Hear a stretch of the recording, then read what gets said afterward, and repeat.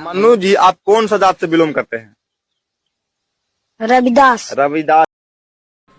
भाई, अगर आप लोग गलती से भी वायरल हो जाते हैं तो आपका जो कास्ट है, जाते हैं, आपका पीछा नहीं छोड़ते। और कुछ लोग मीडिया वाले ऐसे हैं कि सबसे पहले जाति पूछते हैं। तो देखिए मीडिया वाले क्या पूछ रहे हैं, आप कौन से जाते हैं। मन्नू जी, आप कौन सा जात से बिलोंग करते हैं? रविदास। भाई, आज ये लड़का सोशल मीडिया पर वायरल हो गया, आज इसको पूरा दुनिया जानती है। और आप लोग कमेंट करके बताइए, क्या आप लोग पहले जानते थे ये लड़का किस जात का है, किस जात का नहीं? तो आप लोग कमेंट करके बताएं। और बच्चा क्या बोल रहा है, रविदास यानी जातो यानी चमार समाज।